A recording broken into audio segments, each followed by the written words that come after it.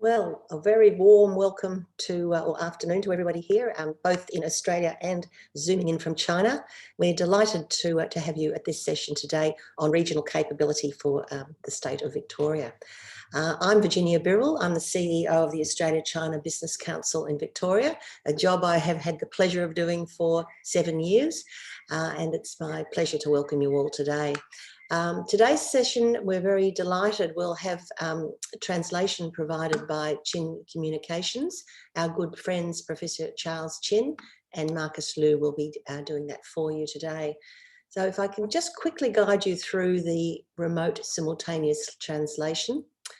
Zach will share the screen with the instructions, and I'll just go through that. Down the bottom of the screen, you'll see a button labelled Interpretation.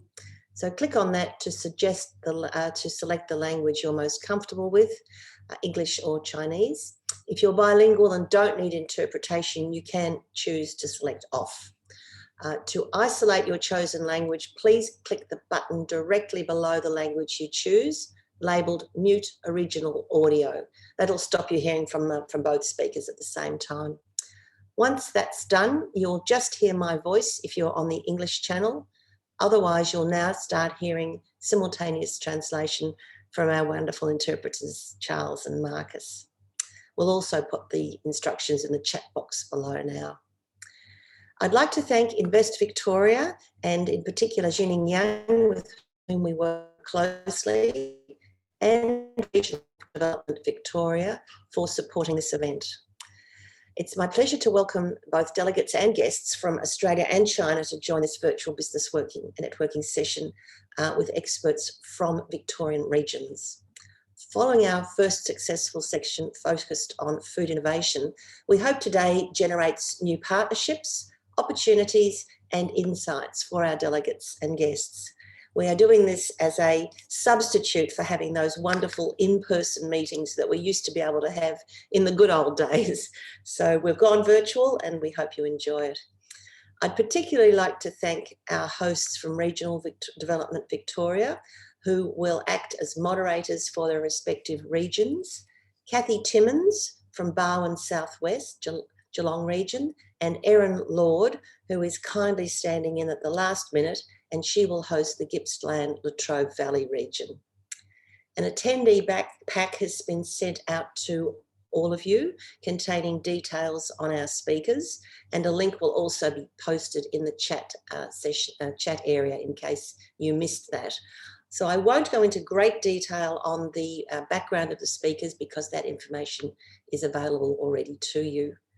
A note that this event is being recorded and a copy will be made available to all our attendees after the event, along with the speaker's presentation and an executive summary.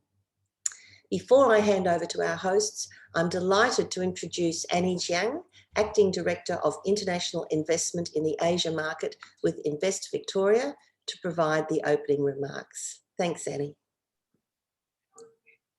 Thanks, Virginia. On behalf of Invest Victoria, it's my pleasure to welcome all of our guests from both China and Australia to join this virtual business networking session with senior business leaders from the Greater Geelong and Latrobe Valley region. I'd also like to thank Australia-China Business Council for co-hosting this session with Invest Victoria. So in the past few years, there's been a growing number of international businesses, including Chinese companies such as Goldwing, CRRC, and Jiangsu Changqing Recycling, who have chosen to establish in regional Victoria. So these companies were attracted to the region's unique offerings, including established industry clusters, competitive business costs, and a healthy natural environment. So our well-serviced regional cities and towns are supported by first-class infrastructure consisting of top universities, regional-based research and development hubs, airports, and logistics precincts. With a diverse and exciting industry base, Victorian regions offer investors unique investment opportunities in industries such as food and fibre, manufacturing, renewable energy, and tourism infrastructure. The Victorian government is also making it easier for businesses to establish and expand in regional Victoria by cutting stamp duty by 50% on commercial and industrial properties. Regional businesses can also receive payroll tax reductions, which will reduce 0.4 percentage points each year from 2020 until 23. By then, it will be a quarter of the metropolitan rate and also the lowest payroll tax rate in the country. So today, we are very delighted to be able to invite leaders from Regional Development Victoria, Avalon Airport, Deakin Research Innovation, and also the Federation University. So our business and government leaders will share a range of innovation, industry and infrastructure business and investment opportunities in their regions with our guests. Invest Victoria is the Victorian Government's lead agency for international investment promotion, working closely with investors to explore opportunities in Victoria. We offer investors a range of complementary professional services and support, including assisting businesses with business case development, connecting investors with local partners and service providers, offering site solutions to investors who's looking for properties for commercial, industrial or retail operations, providing access to assistance at all levels of government, as well as ongoing investor support locally and globally through Invest Victoria's extensive network of 23 offices overseas, including 5 in China, located in Shanghai, Beijing, Chengdu, Nanjing, and Hong Kong. If you require any support from Invest Victoria, please reach out and contact our investment teams either in Melbourne or in China. You can find our contact details on our website. I look forward to hearing from our guests today, and I'm sure it will be a very informative session. Thank you, and back to you, Virginia. Thanks, Annie. And I do reiterate the Invest Victoria teams up in China are outstanding. So please do reach out to them if they can help you. We know them well and we work with them closely. So thank you to them for supporting this event as well. I should have mentioned too before I went on that we will be probably not having a lot of time for questions during the session. So if you have any questions you would like answered, please type them in the chat box, and we'll send them on to the various people as appropriate, and you'll receive a response. So please do that as we proceed. Now I would like to virtually transport you to the beautiful coastal area of Southwest Victoria and introduce you to Kathy Timmins. Kathy's the Manager of Trade and Investment for Barwon Southwest Region in Regional Development Victoria. She leads a team of investment and trade specialists supporting regional businesses by facilitating new trade and investment, helping initiate projects that create new jobs, which is essential for the regions, assisting businesses to overcome barriers, and providing strategic financial support. Kathy, I now have pleasure in handing over to you to provide a regional overview, followed by introductions of your regional business leaders. Thanks, Kathy.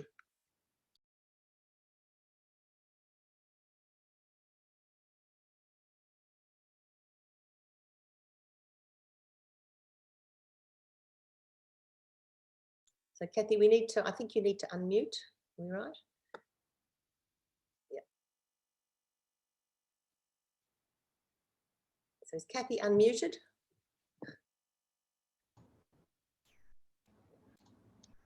Yes, I am unmuted. Oh. Terrific. Over to you, Kathy. Thank you. Excellent. Thanks, Virginia. First blip of the day. Apologies. I will now attempt to share my screen. Is that working for Virginia?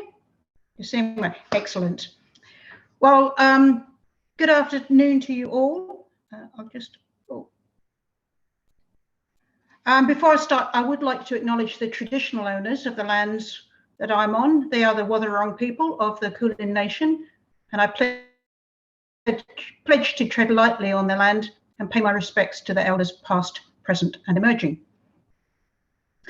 I'll just give you a very quick introduction to the region that we call Barwon Southwest. As the name suggests, it stretches along the southwest coast of Victoria. We sometimes divide it into 2 sub-regions called the Great South Coast and the Barwon region. and it is made up of 9 municipal areas. Some quick numbers, and I understand that you have received a copy of this presentation, so I won't go through it in detail. But the population of the whole entire region is just over 400,000 people, about 25% of regional Victoria. There is some strong growth in the population in the Barwon region, slightly slower in the Great South Coast, a bit more stable there, and subsequently there is much lower unemployment in the Great South Coast region. Some of the key industry sectors that are driving the Barwon Southwest economy, as Victoria's second city, there's a significant cohort of professional services and a growing startup innovation ecosystem in Geelong.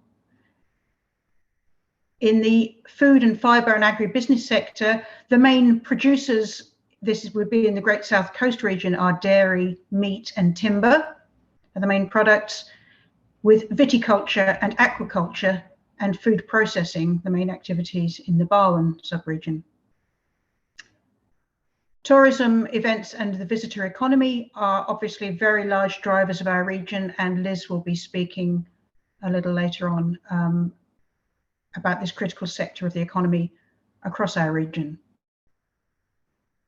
Advanced manufacturing and transport, building on the historic strengths of automotive, metal processing and agribusiness, has now evolved into advanced fibre technology, haptics and robotics.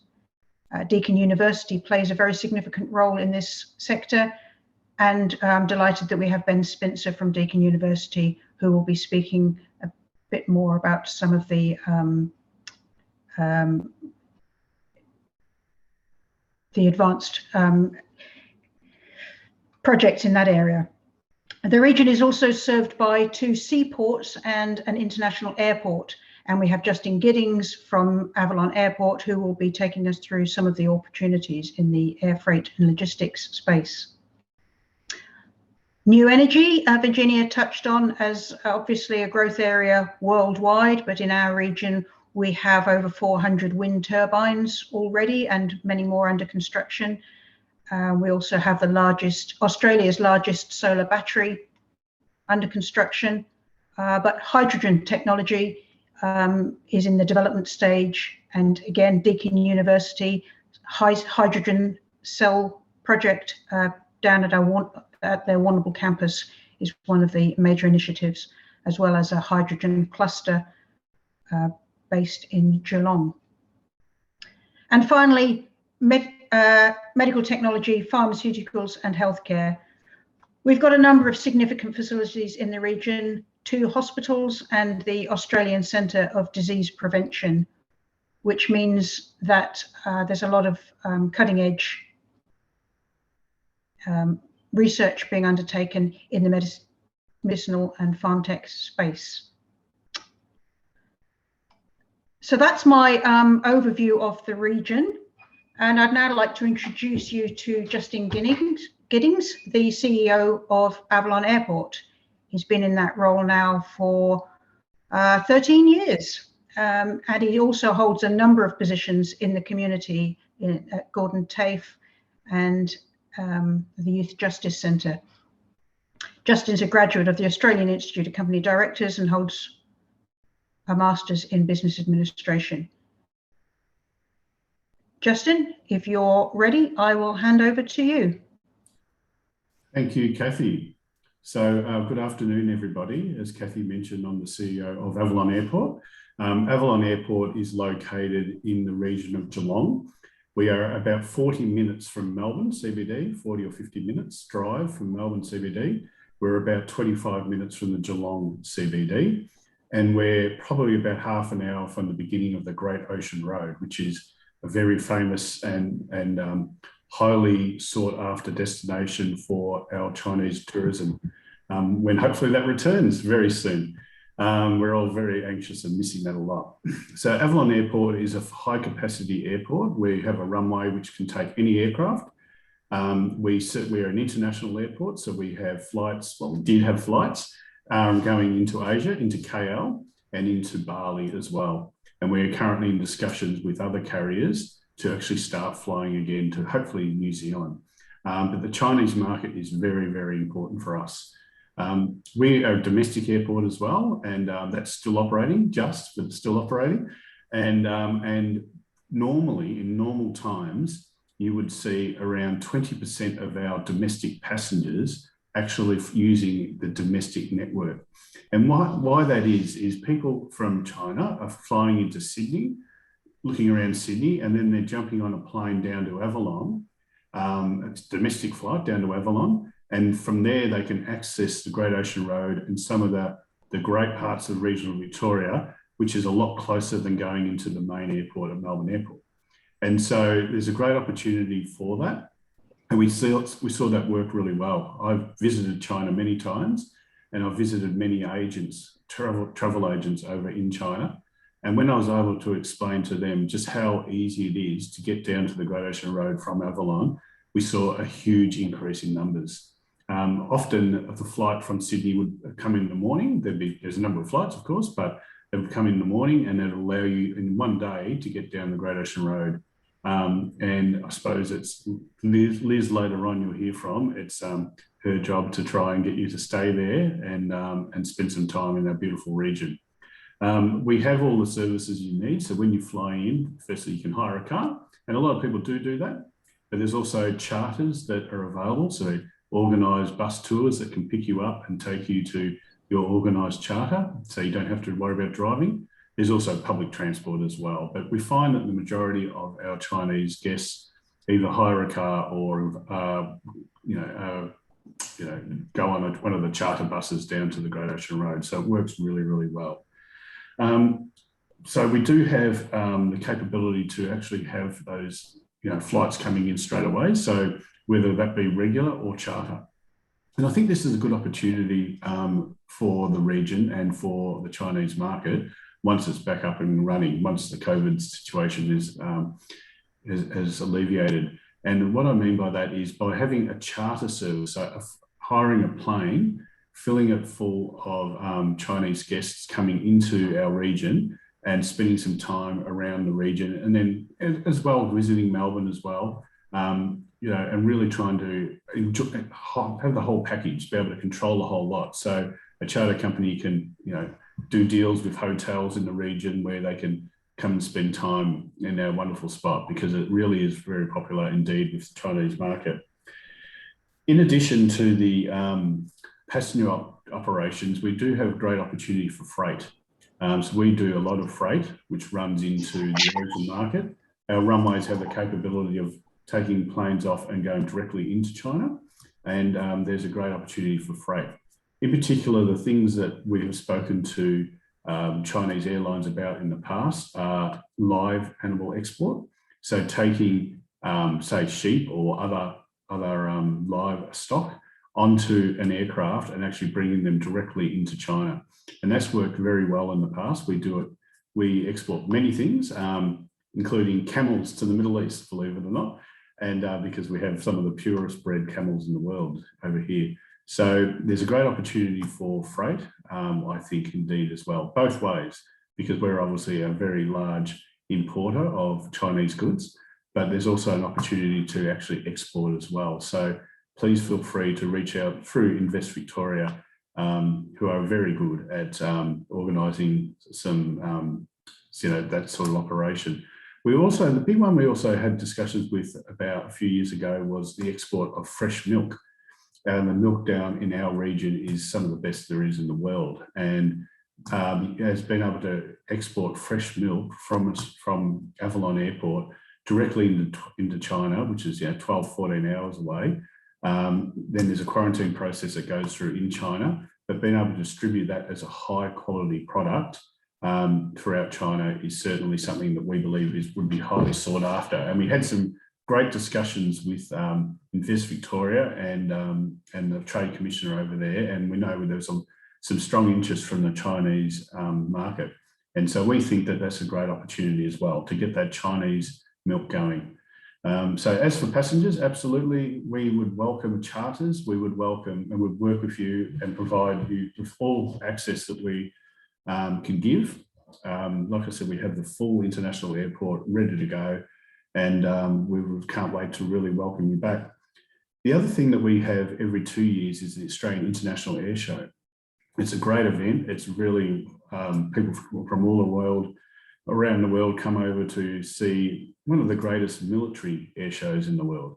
It's large. It's one of the biggest air shows. I think it's the top 3 air shows in the world. We're having it, hopefully we're having it in November, December this year. But then it'll happen again in February 2023. And I certainly encourage you to consider what opportunities there may be around that. People come from all around the world to show off their products and to experience what, so from the US, from everywhere, from in Asia, they come from around the world to have a look at this wonderful air show. So it's a great opportunity. Finally, I just want to talk about investment opportunities. So at the airport, we had plans to build a hotel. So our airport is probably only about 1.5 million passengers a year. So it's an airport which is growing. We had the strongest growth of any airport in Australia until COVID, and now it's all declined, but it'll come back for sure. And an investment in a hotel would be something that we would certainly embrace as well. We've got plans for a hotel. They're all up and running. We've obviously hit the pause button due to the epidemic, but I do think that there's a great opportunity there for either joint investment or sole investment in a hotel on our airport. So there's some of the opportunities. We see it as a gateway. We see Avalon Airport as a gateway to the Great Ocean Road, as well as the rest of Victoria. It's certainly, since we've started operations back in 2004, we've seen millions of people come from right around the world into, either directly or indirectly, into our region, and we think there's a good opportunity for there. So we're certainly very keen to work with any Chinese businesses that are interested. I've done a lot of travel. I think I've been to China maybe 10 times, 11 times. I love it. And we think that there's a great synergy there of getting some sort of partnership where we can mutually be beneficial for both of us. So thank you for listening to me today. I'm very accessible. So if you do have any questions, maybe via Virginia or via Invest Victoria, I'm certainly happy to help out. Thank you.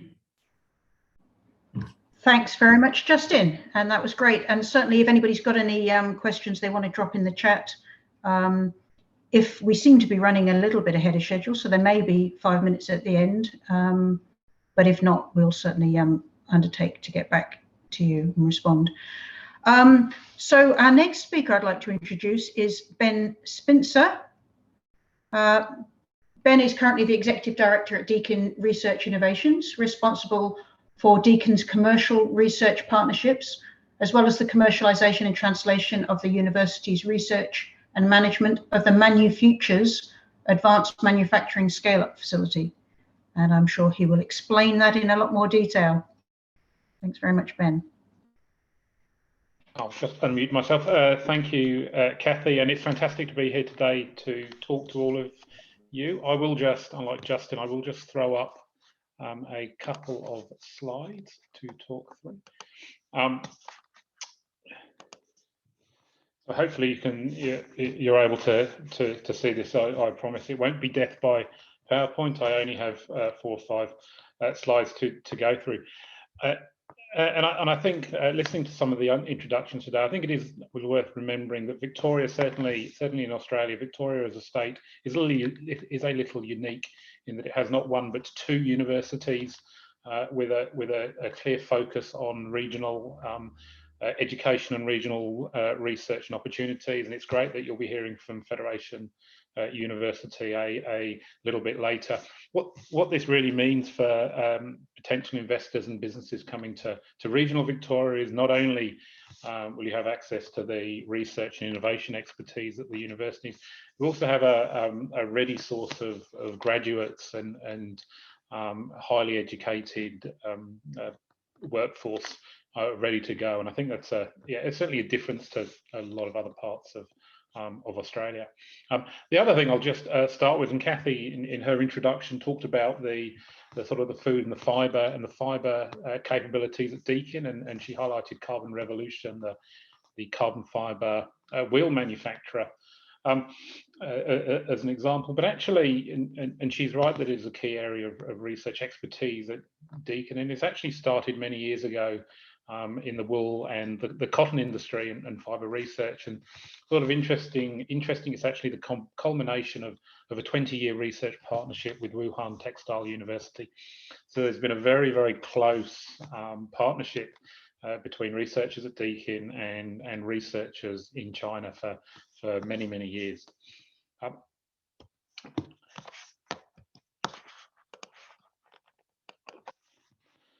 Just a very quick overview of, sorry, I've jumped on too many slides. Quick overview of Deakin University. We actually have 4 major campuses. Our main campuses are in Geelong, which is we'll discuss the second city of Victoria. We describe it as the second city of Victoria, close to 100 kilometres southwest of Melbourne. We have 2 campuses there. We have a central campus in central Geelong on the waterfront, and then our sort of main innovation, research and industrial campus just on the outsides of Geelong, Warm Ponds, and I'll talk to the Warm Ponds campus and the industrial facilities there later. We have a small campus down in Warrnambool, in the sort of right in the heart of the dairy farming region of Victoria. That is where our hydrogen research facility and capabilities are being built at the moment, and I think that's obviously an exciting and emerging opportunity across the world, really, in hydrogen research. And our final campus is in Burwood in central Melbourne. We do a bit of research there, and an awful lot of our undergraduate students are based in the Burwood campus. Somewhat over 60,000 students at Deakin, so we're one of Australia's larger universities as well. Key research strength for the university, as I guess many universities might claim to be great at everything. We're obviously great at everything, but certainly some areas of particular focus for Deakin. Artificial intelligence and robotics. We have 2 key research institutes in this area, both based down in Geelong. We do a lot of work on population health and nutrition. It's interesting, that's clearly an emerging area. There's an awful lot of opportunity and investment in that space as we all exit the pandemic, and I think that will be an exciting space for investment in the coming years. Assisted living technologies. This is a global challenge for us, both in aged care and with aging communities, but also in disability. And we're in Geelong, we have a number of the sort of central government agencies for Australia, such as the National Disability Insurance Scheme based in Geelong, and we work very closely on with that group on technologies to assist with disability as well as with aged care. Carbon fibre and advanced materials. Deakin has actually the world's largest carbon fibre research facility, and its campus in Warm Ponds outside Geelong, called Carbon Nexus, which is actually a small-scale commercial carbon fibre production line. So we're actually able to test and manufacture carbon fibre at scale, and a much broader swathe of capabilities around all sorts of advanced materials, from nanotechnology to electrochemistry. A lot of work in virtual augmented reality, mixed reality, doing a lot around training systems, and I'll talk to a couple of our spin-outs businesses later that have taken that virtual reality and taken them to a commercial end. And finally, as you would expect in a regional setting, a lot of work around agriculture, and particularly probably the logistics side, supply chains and the challenges that the food and agriculture faces there. This is just an aerial photo of our campus at Warm Ponds, just to sort of highlight the scale of what we're doing at Deakin. This actually is the largest single campus of any university in Australia, and we've actually only built on about a third of it at the moment. So I really want to highlight how we've sort of transitioned at the university from that core function of research core function of teaching through to research, and then actually to scaling up to an industrial park. If I can just try and find the pointer, might just hopefully I can highlight a couple of areas on here. So everything from the core teaching. This is our engineering building here. Core teaching capabilities around the university. We have faculty of health. We have engineering and life and environmental sciences in the middle. So a lot of the core education side is done here. Then we move into this building here, which is sort of the start of our research institute capabilities. Institute of Frontier Materials, our Applied Artificial Intelligence Institute are in that building. So we're able to take the best of our graduates and then move them into some of our highest profile research activities. And then we move further west. It's actually up the hill. We have more of our industrial sites. So we have Carbon Nexus that I mentioned here. This is the manufacturing facility for Carbon Revolution, which is the world's largest carbon fibre automotive wheel manufacturer. We have our Many Futures advanced manufacturing scale-up facility here that I'll talk to more in a moment. Then right out the back of the campus that might be of interest to you is our microgrid, and this is a 7.5 kilowatt, 7.5 megawatt microgrid that supplies about half the power for the campus. Interestingly, the main suppliers for that for that facility are out of China. We've got 20,000 solar panels from Trina Energy and a 2 megawatt hour battery backup system from BYD. Fantastic involvement from some of our large Chinese partners in the development of that microgrid. Probably finally, I just want to talk a little more about the Many Futures facility, and really what we think of at Deakin as the opportunity for really transforming manufacturing and advanced manufacturing across the whole of regional Victoria. This was a building built about 5 years ago, looking to house some opportunities for small either spin-outs or local businesses in Geelong to take early stage manufacturing and scale it up. It was we didn't really know how successful it was going to be, but we now have about twice as many tenants asking for space as we've actually got space within the building. So we're currently in the process of doubling the size of this facility, but also we're looking to take the model we've developed here out into regional Victoria. So having similar, probably smaller, but similar facilities out in a number of regional centres, including Warrnambool that I mentioned earlier. And I think the model that we have, where we have a city like Geelong, which has a deep and long-term manufacturing legacy, automotive in the case of Geelong, the main automotive factory, the Ford factory, shut down a number of years ago. So there's a lot of capability, but there hasn't really been the jobs and the economic development. And through facilities such as Many Futures and some of the programs we're developing to grow new businesses either out of the university or out of the community, I think we see huge potential not only in Geelong but across regional Victoria in upskilling for advanced manufacturing and really globalising the opportunity.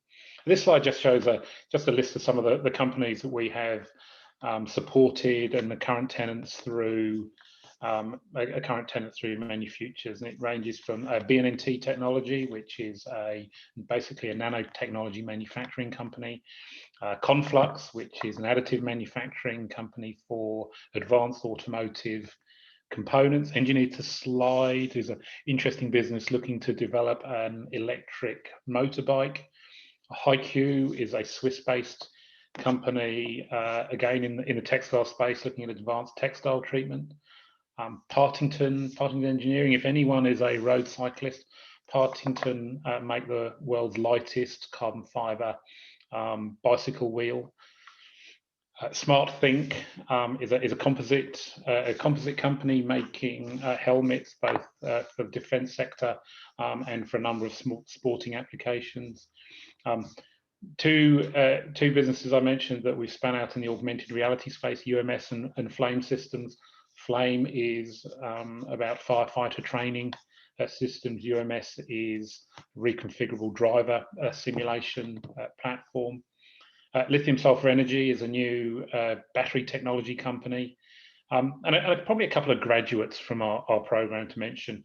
Formflow, still based in Geelong, but they were quite proud. They outgrew the facility at Manufactures. They've got some innovative technology for bending corrugated iron. Have stayed in Geelong, kept their jobs in Geelong, but have graduated from the facility. And then Carbon Revolution, which is a sort of a $200 or $300 million company and is based in a building next door. Supports the smaller companies a lot, but has really outgrown what we have.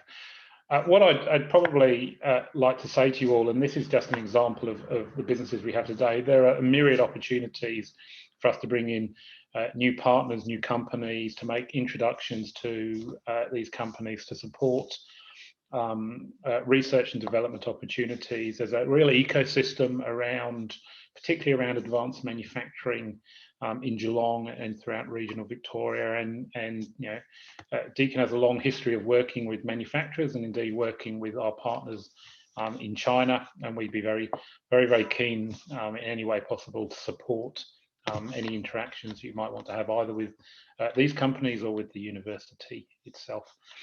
I've probably run over time now, so I think that's my last slide. But thank you for your attention today. Thanks very much, Ben. And I think that's all good. And certainly having a look at the guest list today, I think there will be some people who are very interested in some of those areas of research and commercialisation. So our final speaker today from the Barwon Southwest region is Liz Price. Liz is the General Manager of the Great Ocean Road Regional Tourism, an organisation established by the 6 local governments across the region to deliver a collaborative regional approach to building a sustainable visitor economy for the Great Ocean Road region. Over to you, Liz. Thanks, Kathy. And thank you all for joining us today and giving me the opportunity to present. As Kathy said, I'm from Great Ocean Road Regional Tourism. We're the Regional Tourism Board for the region that is the Great Ocean Road, which actually covers 6 local government areas, Torquay in the east, right through to the South Australian border in the west, the local government areas of Surf Coast, Colac, Otway, Corangamite, Warrnambool, Moyne and Glenelg.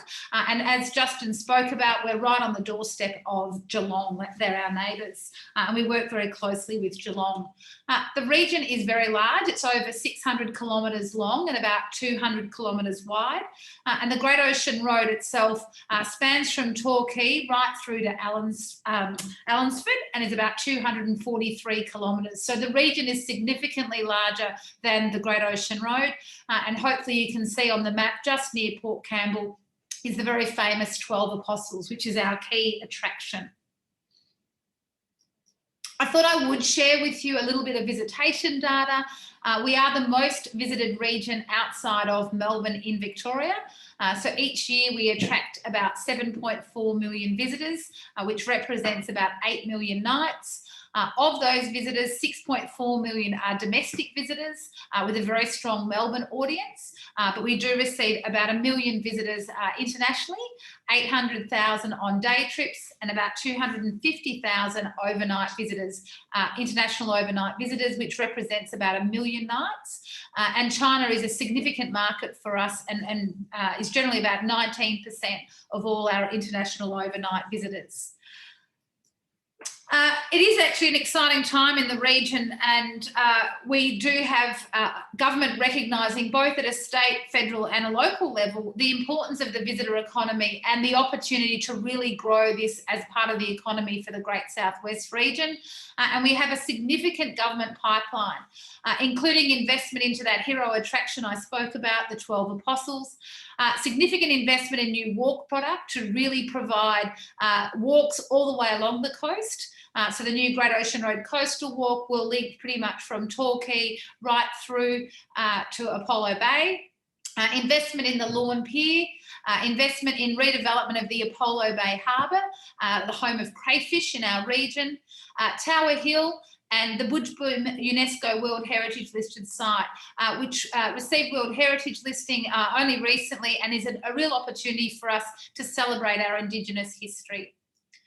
Along with the state and federal government investment in the infrastructure, we also have a significant number of private sector projects that will really lift the calibre of the offering in the region as well. We have planning approval for the Cape Otway Road Australia, which is an elite sporting facility and hotel and wellness complex, Princetown Eco Activity Hub and accommodation. This is an opportunity just outside of the 12 Apostles to really run eco-adventure activities on the water, but also walking. There is planning approval for the 12 Apostles Hot Springs. They're in the process of capital raising. This location is just behind the 12 Apostles.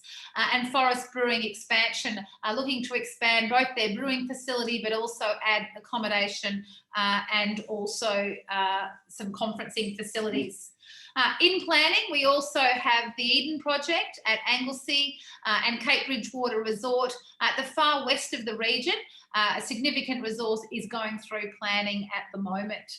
So it really does demonstrate there's lots of opportunity now to start to look at what other investment in terms of really shifting visitors from day trip visitors to overnight.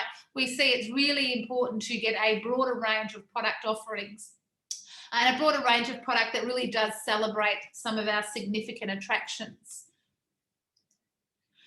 The biggest gaps we probably see is in the accommodation space. A lot of the accommodation is significantly older accommodation, motel style accommodation, and there's a significant gap in that 4 to 5 star luxury lodge eco accommodation. I'll share on the next slide some details. There is gaps across all accommodation, but quite specifically at that top end, and especially accommodation that's full service and offers everything from breakfast through to dinner and that wellness sort of experiences. We also see significant opportunity around Indigenous experiences and tools and transport that can service that, but also wellness and the geothermal hot spring type experience. The region is really rich in natural attractions.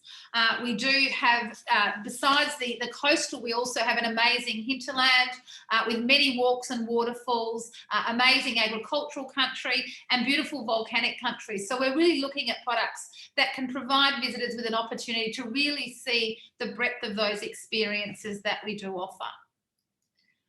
In terms of accommodation demand, we've done some work with the Great Ocean Road Coast and Parks Authority and Deloitte to really look at what that opportunity is. And you know, all of this work was done pre-COVID, and I'll talk a little bit about COVID and its impacts. But as you can sort of start to see from this slide, there really is significant gaps across all styles of accommodation, whether it be caravan parks and camping, hotels, or even self-contained.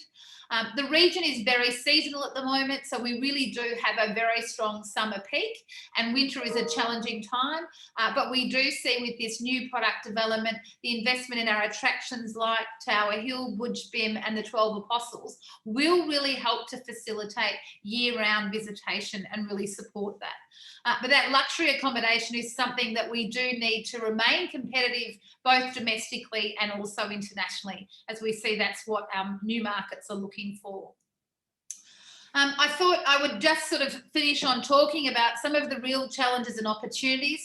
In terms of an opportunity from a regional Victorian, we are the most well-known destination, and the 12 Apostles and the Great Ocean Road is a national and international icon. There is very strong brand recognition. So Pre-COVID, we didn't have a demand problem. We had a supply of product problem. So we see there's a real opportunity that we'll get back to where we were, but an opportunity to grow back better and grow back, really encouraging that length of stay, overnight stay and multi-night stay in the region. Building on the fact that there is a significant amount of investment plans, that the product that we'll see in 3 to 5 years' time will be drastically different to the product offering we have today. So we do see it's a real opportunity to start the process and get involved now. We are lucky to have a second international airport. As Justin spoke about, Avalon Airport is only 30 minutes from the start of the Great Ocean Road. That does provide very easy access into the region. Geelong is a fully regional city, so also has an enormous opportunity if you're flying in to have that first night in Geelong and then start to think about how you build that trip down the Great Ocean Road. Geelong is also significant for us because of the amount of investment that's going into growing Geelong. You've heard from Ben about the university's investment, but there's also significant investment through other industries and in the hotel sector in Geelong as well. But it also is experiencing significant population growth, so it presents a huge opportunity for us as a domestic market as well. And it is Victoria's second largest city. In terms of some of the challenges, the complexity of the planning process is something that I couldn't not mention. Many of the developments that I've spoken about today are 3 to 5 years in planning. It is a fairly complex planning system, needing to get approvals often at local and state level agencies, but also then a number of other bodies, including our Indigenous, and having to get cultural heritage planning and those things in place. So it is a longer term prospect to start to build, but that really does give us an opportunity for investment starting now to really build for us to recover post-COVID. All of the data that I have shared is our pre-COVID visitation. The region is suffering significantly at the moment with international borders remaining closed, although we are seeing quite strong domestic visitation with more Australians that can't holiday overseas actually holidaying locally. Especially at the eastern end, Melbourne is a very, very strong market for us. And probably represents about 80% of our domestic visitation. So it does present a really big opportunity for most businesses that you are building a complex and balanced portfolio of visitors that do come from a number of markets. We do strongly believe that post-COVID we will be a stronger region and a more year-round resilient region due to the level of investment that we do have going in. There is lots of opportunity, and we're always happy to share our knowledge and expertise and also keep abreast of what else is happening in the investment pipeline so you can sort of know what else is in the marketplace. So thank you likewise for the opportunity to be able to speak to you all today.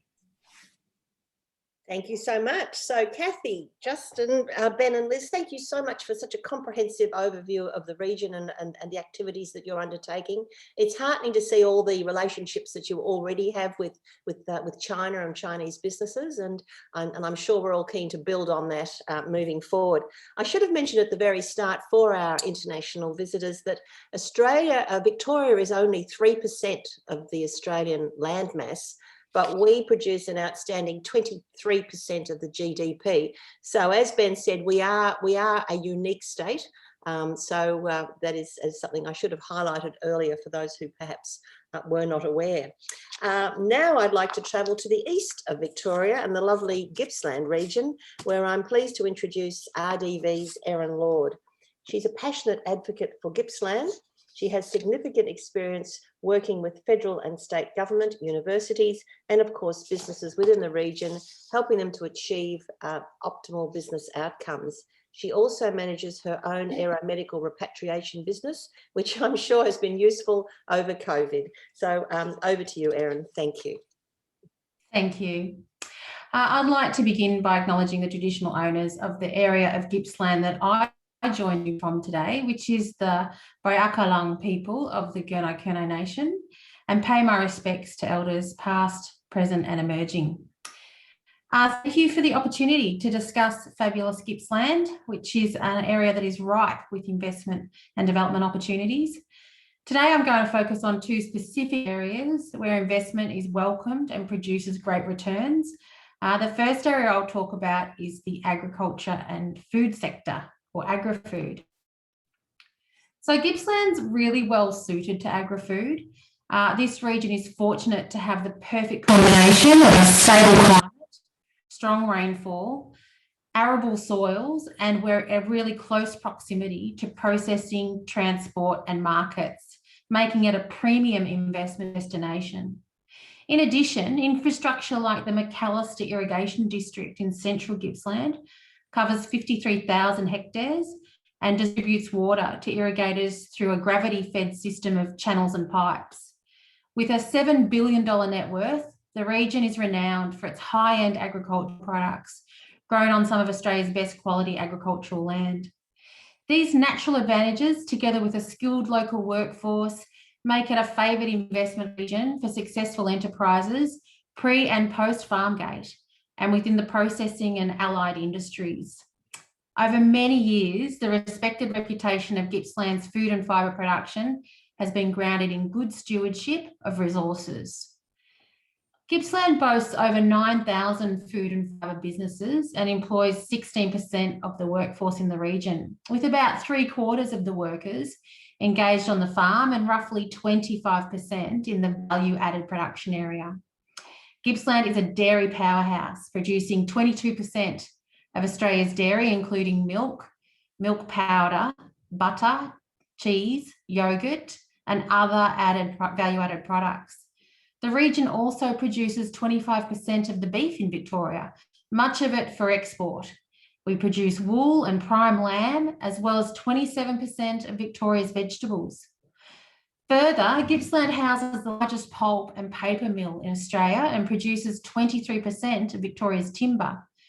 A strong trend towards the organic, viticulture and aquaculture sector has been growing, with new businesses emerging.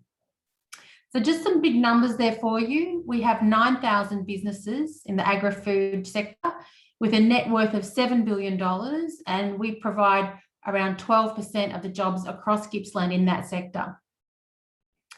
If I can now turn your attention to the advanced manufacturing sector, we have a strong tradition in agribusiness, food production, mining and energy. So it's not surprising that over that time, innovative and high-tech advanced manufacturing companies have established themselves across the Gippsland region.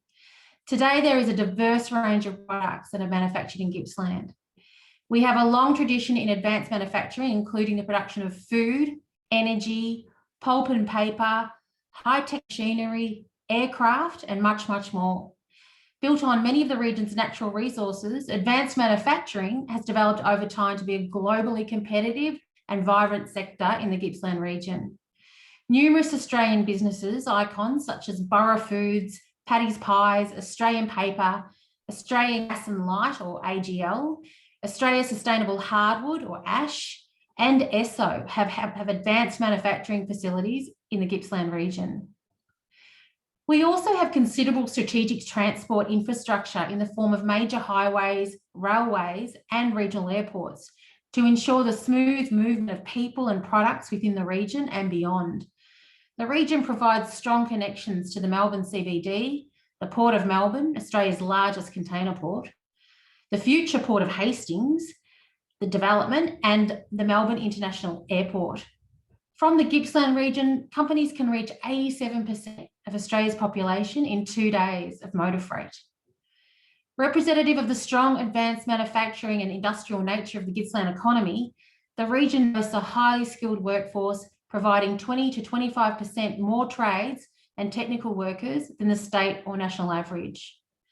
So just to recap some of those numbers, we produce 97% of Victoria's gas and 85% of Victoria's electricity. We have 25% more qualified trades than the national average, and we can reach 87% of Australia's population with 2 days. I'd now like to introduce you all to Bruce Connolly from Latrobe City, where he works as the Manager of Economic Development. Bruce will tell you more about Gippsland and the Latrobe Valley and highlight some specific investment precincts. Over to you, Bruce. Thank you, Erin, and it's a pleasure to be here presenting today and giving a bit of an overview of Latrobe City and its capabilities, together with some numbers on Gippsland itself.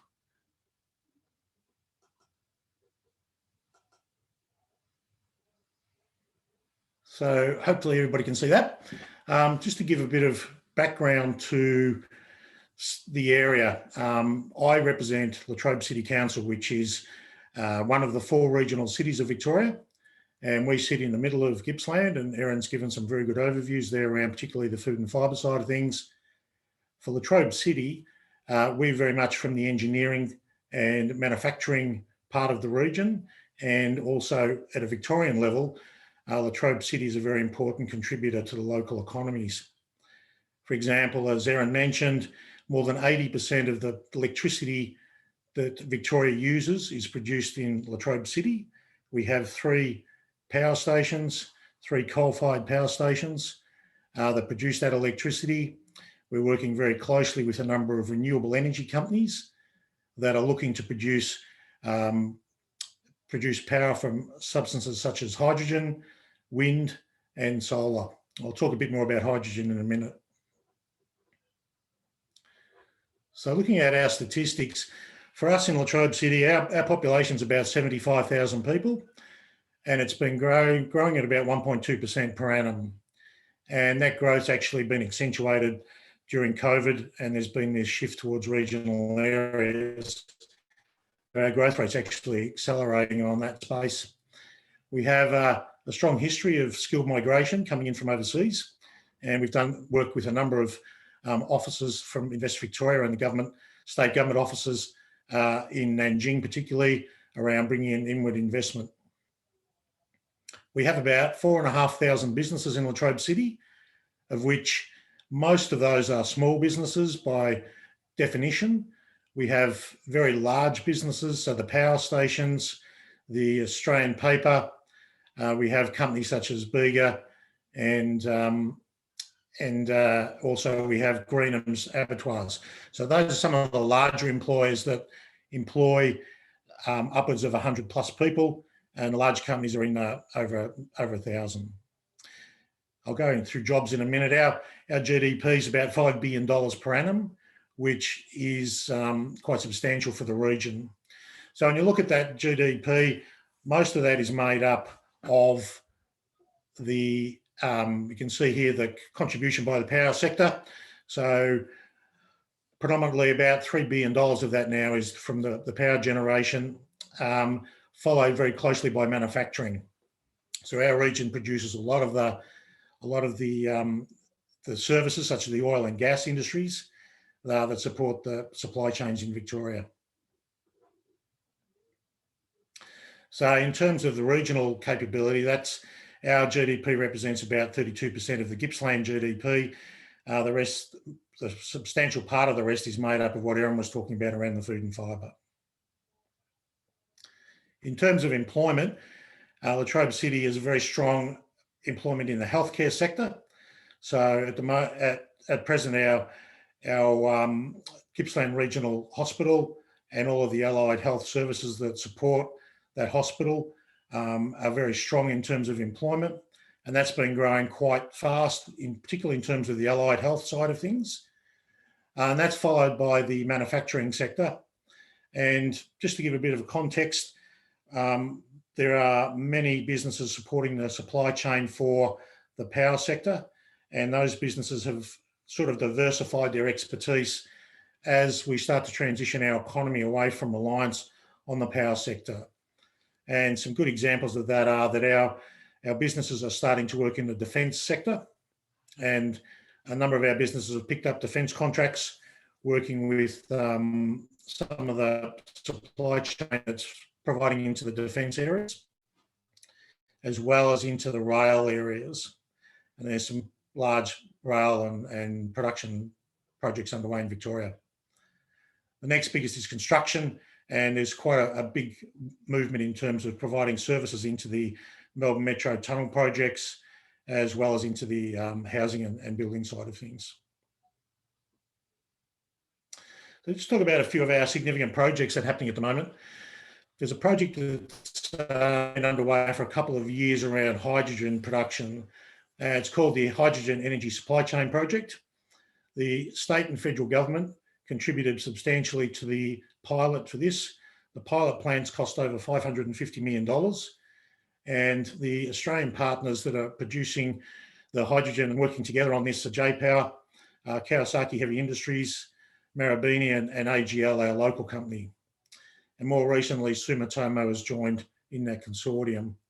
So they're producing hydrogen from brown coal at the moment, and they commenced the development in 2019, and they were due to finish in and move the first ship in 2020, but the COVID impact of that sort of meant some of the workers couldn't come from overseas. If it moves to commercial scale, that's going to produce a supply chain into Japan particularly, but there's the J-Power team are looking at other opportunities globally for supplying hydrogen. And when you look at the way that's going to work, the plant will produce the hydrogen at Latrobe Valley at the AGL plant. In the pilot stage, that'll be trucked down to Port of Hastings, where it'll be liquefied and set off on that ship that's in the middle picture there. That's the pilot ship. And then if it moves to commercial production, a pipeline will be built from the Latrobe Valley through to the Port of Hastings. And then that'll be onto larger ships, similar to the one on the right-hand side there. That's not a hydrogen ship, but it'll be that style of shipping that'll be used. At the moment, the plan is to have that hydrogen going into the Japan supply through Kobe Port, and that'll be used for domestic and industrial consumption. The partners on this project are also working very closely for domestic supply. So there's a lot of interest at the moment around hydrogen production for fuel cells for vehicles, as well as for domestic activities around small cities, sort of similar to a microgrid with the solar, but with a hydrogen fuel cell capability. And there's quite a bit of research being done on that at the moment. And so there's opportunities for investment in that space as that starts to roll out. And I think, as mentioned with the Geelong people, the state and federal governments are supporting hydrogen clusters around Australia, and Gippsland has a hydrogen cluster at the moment that is working on a plan to see what sort of projects it can undertake. Another significant project that's happening at the moment in the valley is waste to energy. That's being done in conjunction with Australian paper, known as Opal. So they've completed a $7.5 million feasibility study into that project, and it's been determined that it is viable. And at the moment, they're raising capital, and the capital cost is around about $600 million. And the other issue that they're working on is securing the commercial quantities of waste that they need to power that plant. So what they're hoping to do is replace natural gas, electricity with this waste to energy plant, and that will free up the lignin that comes out of timbers, particularly for other products. And there's a lot of opportunities around investment in the space of new products. Some of the work that's been done to date talks about products such as a fuel, and that can actually fuel aircraft, a range of different types of plastics that are biodegradable using the lignin, and some high-tech materials. So there's an opportunity to co-locate research and development and manufacturing facilities alongside the Australian paper facility to achieve that.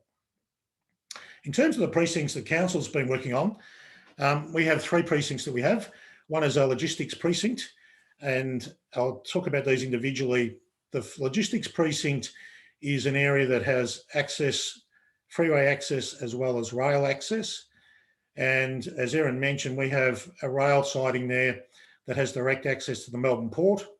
There's big freight trains moving every day down to the Port of Melbourne, and shipments going off, particularly for the Australian paper products globally. But there's the capacity to add more freight to that line using the system that's already there. Council owns that parcel of land, and we're looking for investment to go into there that will create jobs particularly, and new industry into the region. And so I'd welcome any discussion on that from anybody on this webinar. The next one is a food manufacturing precinct.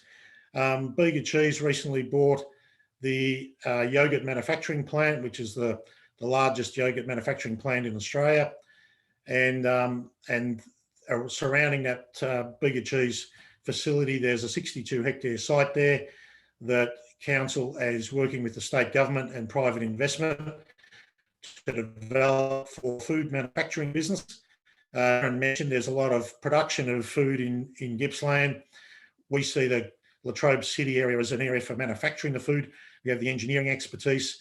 We have the freight networks, both on road and by rail, to get those food products out into domestic and to international markets.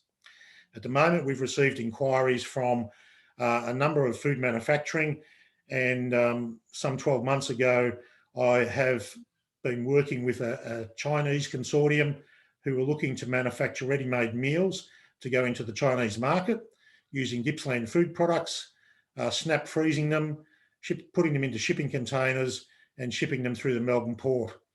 And some of the work that's been done to date around the feasibility of that showed that there was a very large market in China for instant healthy meals made from good, clean products with a strong provenance of quality.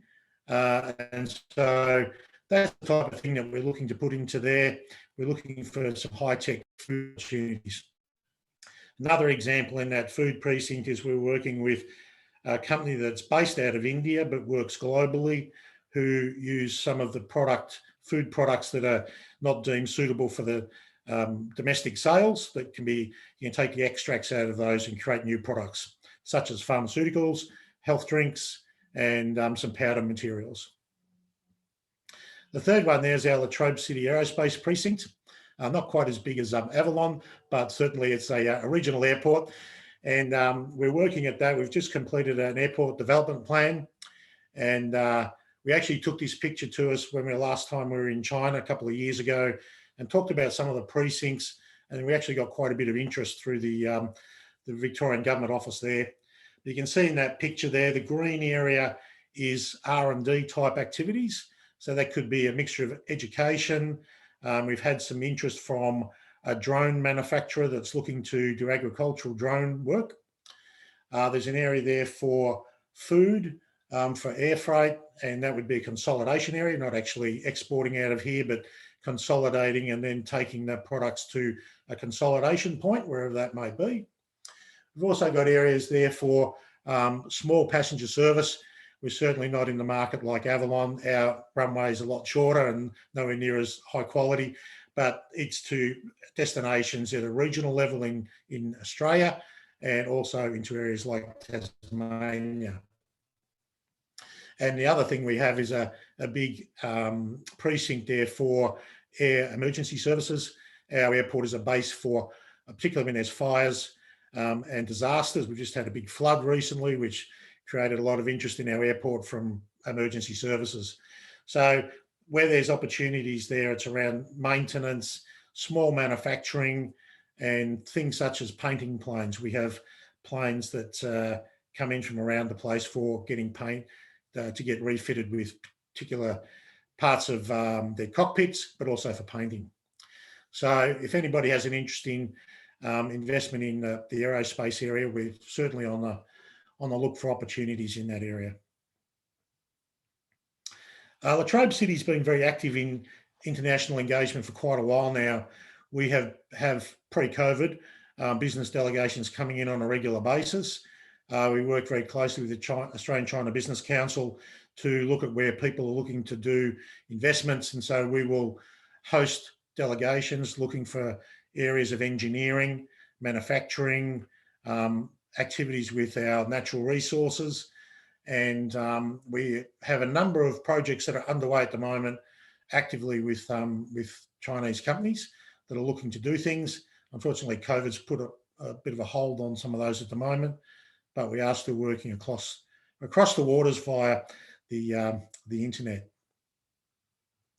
The other thing, and this probably goes to some way with our relationship with China, we have a sister city with the city of Taizhou in the Jiangsu province, and that sister city clicked over a 20th anniversary last calendar year.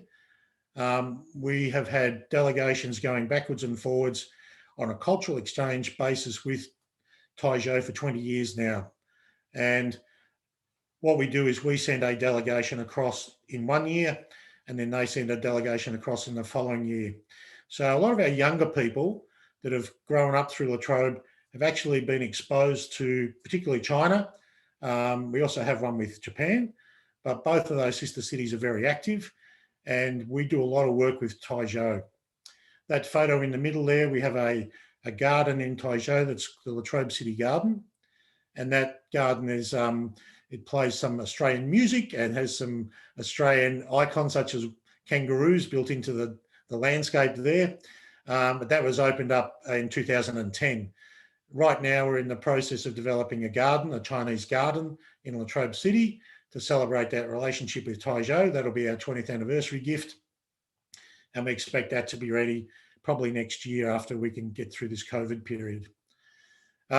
In one of those photos there down the bottom, you probably can't see it clearly, Federation University have been very active working with China, and through the delegations that we've taken across, Federation University signed a number of agreements with Taizhou University and also with the equivalent of the TAFE system over there to bring students out that can be pathwayed into a university degree.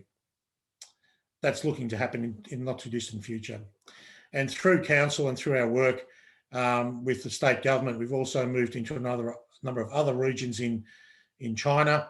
In our last visit a couple of years back, we actually went to Alibaba and spent a day there looking at how we could take some businesses across to get into the Alibaba system. So just in terms of some of the investments that have come through in recent years, CRRC have built a very big facility in Morwell in Latrobe City. They're part of the system that are building the trains in Victoria, and they're building some electrical componentry there. We meet with the people that operate that facility every 2 months to catch up to talk about what opportunities there might be moving forward into the future. And they're very keen to see more opportunities.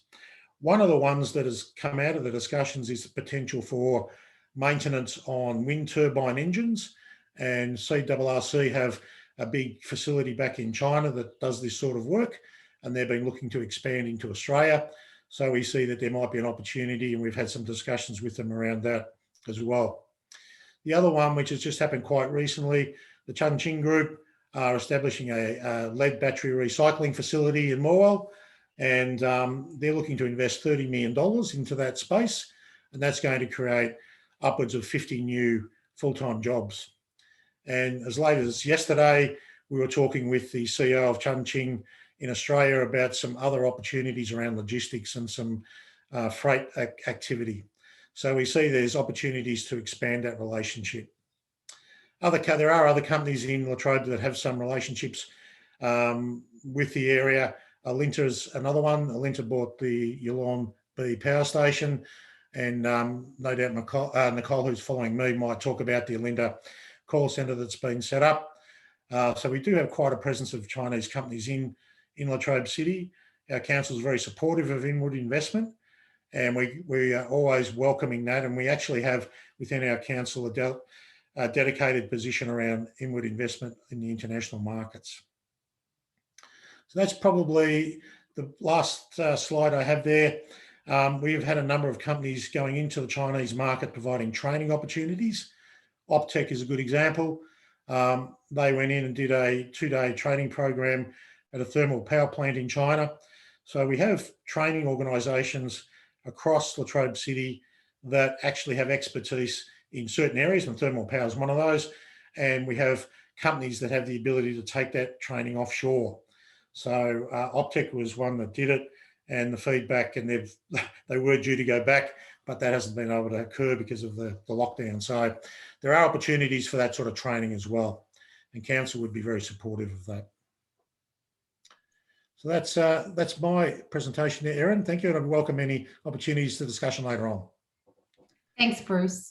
There's so many opportunities within the engineering capital of Australia, the Latrobe Valley, hydrogen, waste to energy, logistics precinct, food manufacturing precinct, and all with the development of high tech. Good stuff. Now I'm going to introduce you to Nicole Griffin, who joined Federation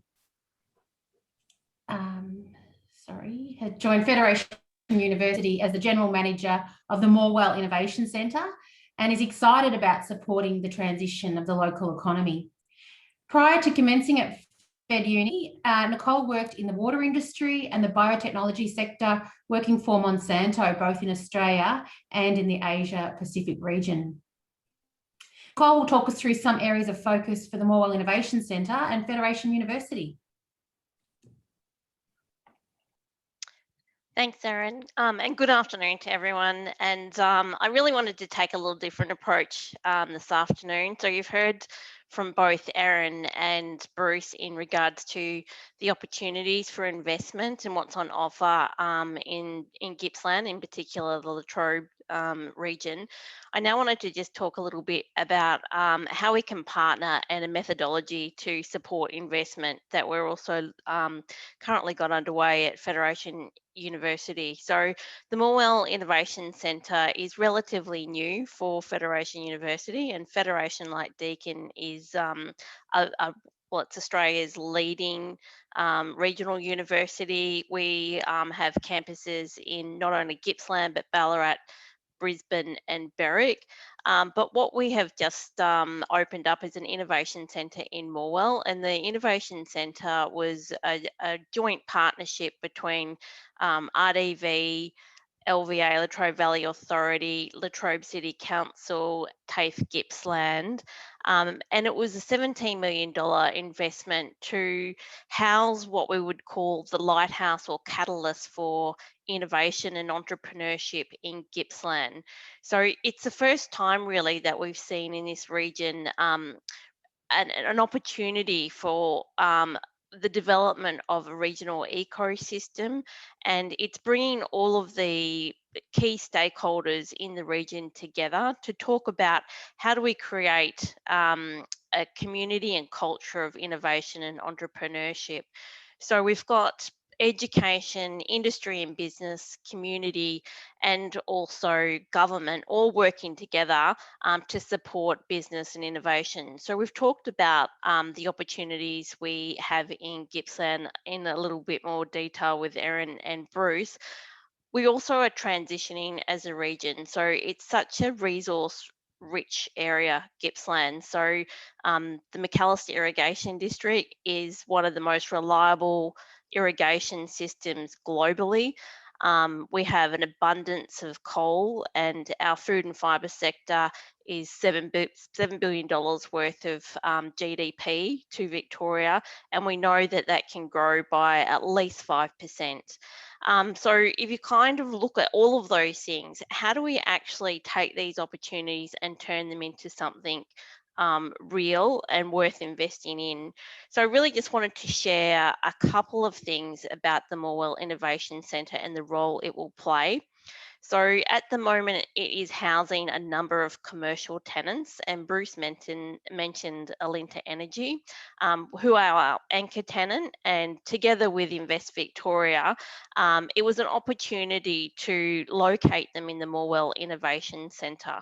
So they have onshored their customer service centre back from Philippines, and this business is supported by all aspects of the community in the region. So currently they have 170 employees at the Morwell Innovation Centre, and they're looking to increase that to 250 by the end of the year. This has created amazing opportunities for jobs in the region. But in order to have skilled workforce, we've all really rallied behind them as a community and a group of stakeholders to make sure that this could happen. And I think this is the point of difference for what we can offer in Gippsland, is how we can work together. And I wanted to just share a couple of real examples, and Alinta Energy being one, where we have looked at how we can support their recruitment drive, how do we support the training and development of employees once they are here, but how do we also support that ongoing pipeline of employees that they will need to recruit in the future. And so Federation University, together with TAFE and Latrobe City Council and Regional Development Victoria, have all been working with Alinta Energy to achieve this. So we're looking at the skills that they need right now, but also what are the future skills that they need. We are working on co-designing some training for Alinta Energy. So there is a specific course which could attract employees and make sure that they have the skills required for now and in the future. And I really wanted to share an example of how we were able to achieve this at our Ballarat Technology Park. So one of our key anchor tenants over at Ballarat Technology Park, which is actually the largest technology park in Australia. And we have IBM, and IBM have been working with Federation University for a number of years, and we have direct industry placement program with IBM, and so our students and graduates automatically find jobs within IBM, and throughout their course they have the ability to have placement within IBM. But that's actually taken the next step further. So together with IBM, Federation University has now co-designed a new bachelor's degree, which is called the Bachelor of Cognitive Enterprise, which is looking at not only core business skills that you would find in a business degree, but it starts to introduce some of that thinking and applied thinking around technologies and strategies such as blockchain, disruption technologies. It introduces artificial intelligence and all of those different aspects which businesses need right now, and it's helping businesses to focus on digital transformation and how they can continue to grow their businesses both globally, but in situations where we now find ourselves, such as a global pandemic. What are those skills that will help businesses really forge ahead in the future? So as well as supporting new industry coming into the region, we are working very closely with existing businesses to understand how we can continue to help them grow and prosper, because we know that mundane economy is an enormous opportunity for growth still across Gippsland and all of our campuses at Federation University. So that's an example of how we do support business investment in the region. We also house in the Innovation Centre Australian Paper, or Opal Australian Paper, and they have their energy for waste project located in that building, and also their Barramundi project. And as Bruce kind of highlighted, this is an amazing opportunity for the region. They're looking to employ upwards of 1,500 new jobs associated with that energy from waste project. But it's also solving a number of problems across Victoria, and it's actually taking what was considered to be waste products that would have normally ended up in landfill, and actually through this process and pyrolysis is able to develop a number of products which can then be actually exported and utilised within Australia. And we know that this industry just in Europe itself is a $3 trillion industry. So it really has an enormous potential. But to support that, we are working very closely with Australian Paper. We have co-developed a course as well with TAFE Gippsland, looking at biomanufacturing. So it's once again, it's really looking at the whole system and how we can support not only that business coming to Gippsland and being successful, but how do they continue to find skilled workers and develop their workforce over a number of years. So it's very future forward looking. With the Barramundi project, which is also housed in the Innovation Centre, we have connected them with a number of different agribusinesses and opportunities through the centre, and just by way of having conversations and events that can be conducted in the centre where they have an opportunity to meet people and businesses that will support their initiatives. We also have Committee for Gippsland, which is one of our tenants in the centre. Committee for Gippsland is a business advocate group, and they were the ones that were successful in receiving the hydrogen cluster, which we also house in the centre. The Committee for Gippsland are really spread across Gippsland and have direct voices into government and other key investment opportunities. So the centre really allows all of these businesses to come together and have discussions about how we can grow Gippsland and how we can support business growth across Gippsland. The centre is also designed to host functions and events and conferences, and we've had over 100 different events since we've been open, which was in March this year, of different businesses. So they range from health, advanced manufacturing, new energy, power generation, and food and fibre in the centre. So when we have events, it's an opportunity for businesses to get together and network and find synergies and understand how they can partner to maximise the opportunities that each of their businesses present.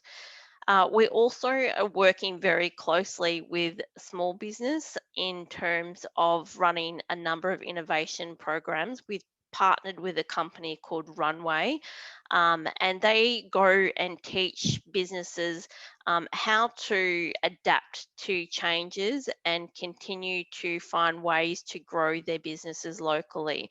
So it's taking small business by the hand and helping them grow into that larger business that they quite often would need support to do. So, and it's bringing all of those skills together under the one roof. So it is quite unique for Gippsland to have an innovation centre, and very similar to Deakin University, we also have a number of research centres and hubs. So we have a centre for e-research and digital innovation based at our Ballarat campus, and they really focus on the power of big data and technology innovation. We have the Health Innovation and Transformation Centre, and we also have Future Regions Research Centre. So we have the research component, which then supports business as well. But the Innovation Centre is quite unique, where it's not specific to one particular industry, it's agnostic, but it really is there to create a culture of innovation and entrepreneurship. And what success would really look like in Gippsland in a number of years is if we start to attract our own investment. So we're trying to create a whole cohort of angel investors, which we can partner with. So when we have, in particular, new businesses or businesses going through growth, or even large businesses, that we can find investment locally. So businesses that then invest in other businesses to support the ecosystem development across Gippsland. I think for the first time, Federation University is really strengthening a lot of our partnerships with industry.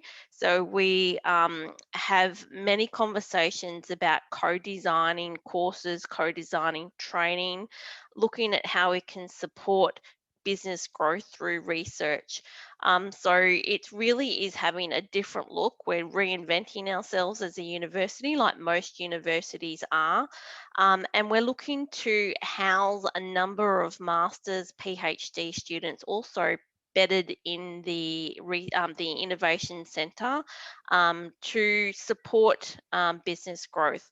So we're calling it a design factory, and we're looking at partnerships right now across different universities as well as industry to understand how we can set up design factories where we're bringing research and industry together to solve problems.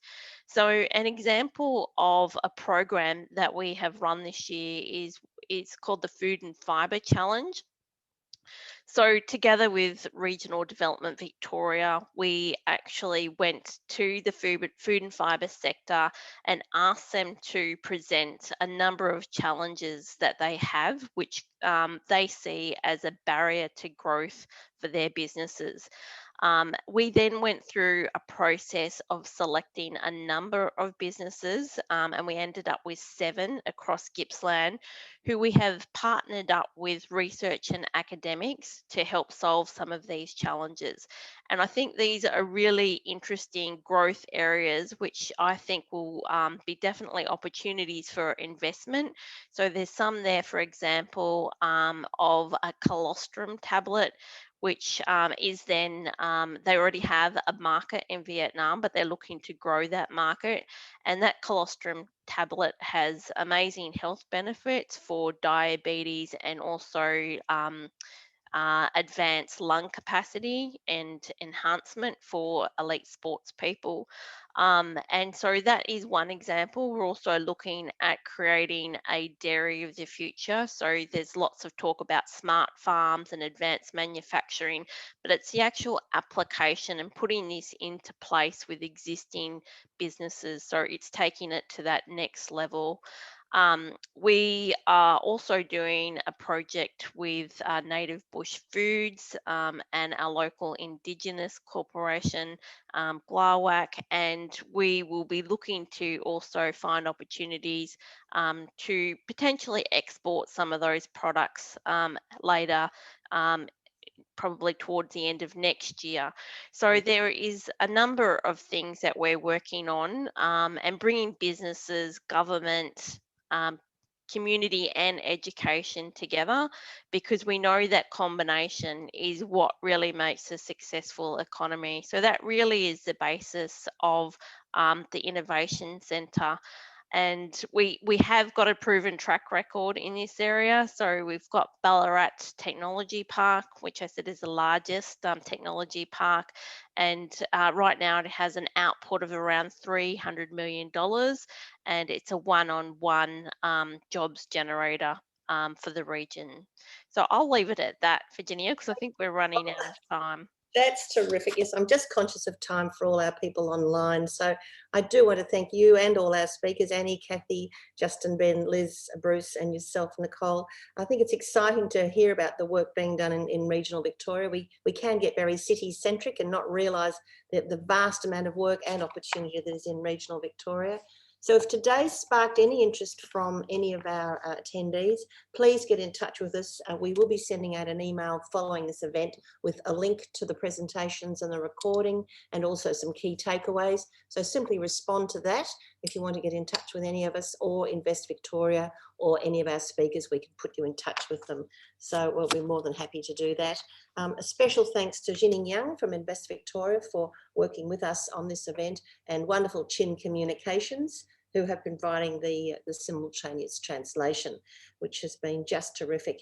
And lastly, just a note for any exporters in the regions who may be interested. We are running a China export program with Global Victoria under the Global Alliance program.